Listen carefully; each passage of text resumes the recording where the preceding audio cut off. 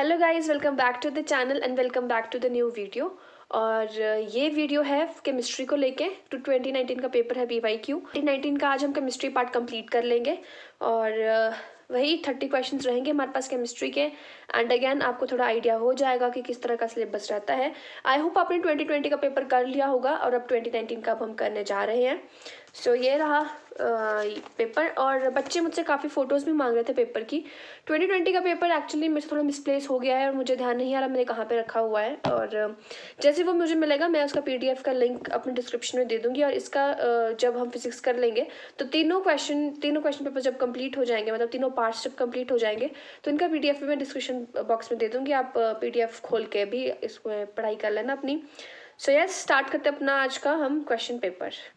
तो सबसे पहला क्वेश्चन हमारे पास ये है कि the designation of an orbital with n is equal to 4 and n is equal to 3 is. ये मैंने टॉप 10 टॉपिक्स में भी आपको बताया था कि हाँ इसको करना। तो इसका आंसर हमारे पास 4f है। मैं बता देती हूँ एक बार कैसे 4f आएगा हमारे पास। ये SPDF है, ऑर्बिटल्स है हमारे पास, ठीक है। उसके बाद ये n और l है। तो S के लिए n की वैल्यू 1 रहती है, P के लिए 2 रहती है, D के लिए 3 और F के लिए 4 और L की वैल्यूज ये रहती है 0 1 2 3। तो हमसे पूछा है कि जब n इज इक्वल टू 4 है and l is equal to 3 है तो हमारे पास कौन सा ऑर्बिटल आएगा। तो वो है F and it is 4, that is 4f हमारे पास इसका आंसर रहेगा। और आपको ये निकालने आना चाहिए। अगर बाई चांस आपसे पूछा है कि आपके पास n की वैल्यू 3 है और l की वैल्यू 2 है तो आपके पास क्या आंसर हो जाएगा। तो ये हो जाएगा 3D आपके पास आंसर, ठीक है। अब नेक्स्ट क्वेश्चन हमारे पास ये है कि विच of the following molecules does not contain a lone pair of electrons. तो इसमें हमारे पास रहता है PF5। PF5 क्यों रहता है? क्योंकि जो फॉस्फोरस होता है वो सिर्फ 5 के साथ 5 का बॉन्ड बनाता है, ठीक है। तो इसका जब ये 5 के साथ कंबाइन करके जब फॉस्फोरस 5 बॉन्ड बना चुका है तो उसके पास कोई एक्स्ट्रा स्पेस नहीं है कोई, वो सिर्फ हमारे पास 5 की बॉन्डिंग करेगा और इसमें 5 की बॉन्डिंग कंप्लीट है तो इसमें हमारे पास लोन पेयर प्रेजेंट नहीं होगा। The oxidation of phosphorus in PO4 3 negative ion is. Oxidation number निकालना आना चाहिए। ऑक्सीडेशन नंबर निकालना बहुत ही ईजी है। जैसे हमारे पास ये है PO4 3 नेगेटिव, ठीक है। हमने इसमें किसकी निकालनी है? फास्फोरस की निकालनी है। तो ये हो जाएगा X + 4 × -2 हमारे पास ऑक्सीजन का ऑक्सीडेशन स्टेट रहती है और इज इक्वल टू, वैसे 0 होता है लेकिन यहाँ पे जब हमारे पास ये ऐसे ऊपर कोई वैल्यू आ जाती है तो हम उसको इस साइड लिखते हैं। तो ये हो जाएगा X + -8 इज इक्वल टू -3, यानी कि X - 8 is equal to -3 and X is equal to -3 + 8, that is X is equal to +5 हमारे पास आंसर आ जाएगा। तो इसकी ऑक्सीडेशन स्टेट हमारे पास रहेगी +5।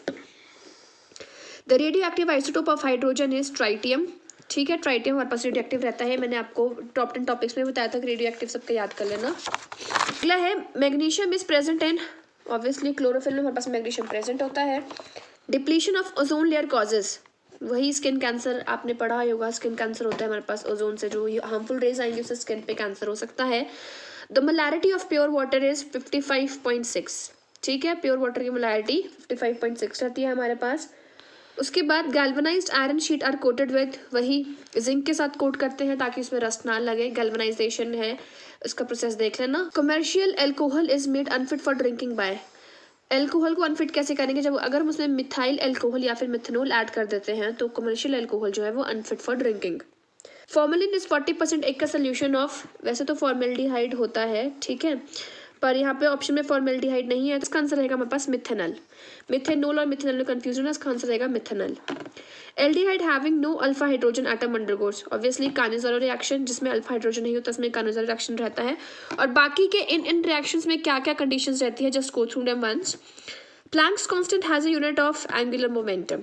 प्लैंक्स कांस्टेंट का यूनिट किसके लिए है? एंगुलर मोमेंटम के लिए है। The example of solution of liquid in gases, that is moisture in air. मैंने टॉप 10 में भी बताया था कि ये जो एग्जाम्पल्स हैं हमारे पास याद कर लेना। The units of rate constant and rate of reaction are identical for zero order reaction. जो जीरो ऑर्डर रिएक्शन रहता है, जो रेट कांस्टेंट है, उन दोनों की हमारे पास यूनिट सेम रहती है। Terephthalic acid is a monomer unit of, किसका यूनिट है ये है डेक्रोन का। तो पॉलीमर चैप्टर भी मैंने बताया था टॉप 10 टॉपिक्स में, वो भी कर लेना क्योंकि ऐसे ही पूछा जाता है कि किसका मोनोमर क्या है और किसका पॉलीमर क्या है। According to Fajans rule the covalent bond is favoured by, यही है small cation and large anion. ये कंडीशन होती है हमारे पास फिजान रूल के according. pH of 0.001 m HCl इज, इसका आंसर था हमारे पास 4। इसको तो कर ही लेना क्योंकि कुछ भी आ सकता है, मतलब हो सकता है आपको पूछा जाए 0.001, तो इसका आंसर हमारे पास 3 रहता है। जो 0.01 रहता है उसका आंसर हमारे पास 2 रहता है, और जो 0.1 होता है उसका 1 रहता है। तो ये वैल्यूज रट लेना, मतलब ठीक है। लाफिंग गैसेस वही N2 हमारे पास लाफिंग गैस होता है। Denatured spirit is mainly used as solvent for preparing varnishes. The acid that does not contain carboxylic group is picric acid. Picric acid में हमारे पास carboxylic acid का ग्रुप नहीं रहता है। Colloidal solution is heterogeneous solution. Which of the following polymer is stored in the liver of animals? Glycogen, animal में glycogen होता है, ठीक है।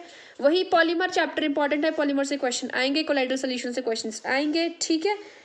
Which of the following is an example of zwitterine? वही अल्फा एलिनीन zwitterine का example है हमारे पास। उसके बाद aspirin also known as acetyl salicylic acid. Dettol is a mixture of chloroxylenol and terpineol, ये मैंने कहा था, टॉप 10 में भी बताया था, आपने देखा होगा। टॉप 10 के बहुत सारे टॉपिक्स हैं जो इस क्वेश्चन पेपर में आए हैं। Which one of the following is a molecular crystal? Dry ice हमारे पास मॉलिक्यूलर क्रिस्टल होता है। Out of ice water and vapours the most random states, random state कौन सी होगी? ऑब्वियसली वेपर्स ही होगी, तो इसका आंसर हमारे पास वेपर्स रहेगा। Which one of the following is most abundant in earth's crust? Aluminium. Which of the following acid is a vitamin? Ascorbic acid. क्यों? क्योंकि जो वाइटामिन सी होता है उसी का दूसरा नाम हमारे पास एस्कॉर्बिक एसिड है। Compressibility factor of ideal gas is 1। Ideal gas, real gases का भी देख लेना कि कंप्रेसिबिलिटी फैक्टर क्या रहता है, और रियल गैस का भी देख लेना। आइडियल गैस का तो 1 होता है, आई थिंक रियल गैस का 0 रहता है, चेकआउट कर लेना इसको भी। और हो गया हमारा इस तरह से केमिस्ट्री कंप्लीट। सो यस, हमारा केमिस्ट्री पार्ट अब कंप्लीट हो गया है, एंड अब बस फिजिक्स बचा है। फिजिक्स में कल डाल दूंगी या परसों डाल दूंगी। सो इस तरह से हमारे प्रीवियस ईयर क्वेश्चन पेपर्स भी अच्छी तरह से सारे रिवाइज हो जाएंगे, एंड अच्छे से पढ़ाई करो। मैं यही कहूँगी, हर एक टॉपिक को पढ़ो, सारे जितने भी बेसिक्स हैं उनको क्लियर करो, क्योंकि अगर बेसिक्स क्लियर होंगे तो टेस्ट क्लियर हो जाएगा। ऐसा नहीं सोचना है कि आप पढ़ रहे हो तो आप पिछला भूल रहे हो, नहीं, ऐसा नहीं है। आप अपना पढ़ो, सिलेबस कंप्लीट करो और उसको रिवाइज करो, क्योंकि ऐसा सबके साथ होता है। ऐसा नहीं है कि आप ही के साथ हो रहा है, ऐसा सबके साथ होता है, हमारे साथ भी ऐसे ही होता था। पर हाँ, अगर गोल अचीव करना है तो मेहनत तो करनी पड़ेगी, और जो मेहनत करेगा उसको ही सक्सेस मिलेगी। सो अपना हार्डवर्क करते रहो, अपने एफर्ट्स देते रहो, अपना 100% दो, रिजल्ट भी 100% रहेगा। मिलते हैं अगली वीडियो के साथ जो फिजिक्स को लेके होने वाली है, और उसमें मैं PDF भी मेंशन कर दूंगी आपको इन क्वेश्चन पेपर्स का। सो आई होप आपको अपनी पढ़ाई में कोई दिक्कत नहीं हो रही होगी। अगर हाँ कुछ है, कोई डाउट है, कुछ भी है, आप मुझे इंस्टाग्राम पे DM कर सकते हो, कमेंट सेक्शन में पूछ सकते हो। मैंने हर बच्चे को रिप्लाई किया हुआ है, जितने बच्चे मुझे डाउट्स पूछते हैं मैं सबको रिप्लाई करती हूँ। सो कोई भी डाउट है कभी भी पूछ लो, आई विल डेफिनेटली आंसर। जब मुझे टाइम लगेगा मैं मैसेज चेक करके आपको ज़रूर रिप्लाई करूँगी। सो यार, मिलते हैं आपसे अगली वीडियो में। Till then take care, good bye.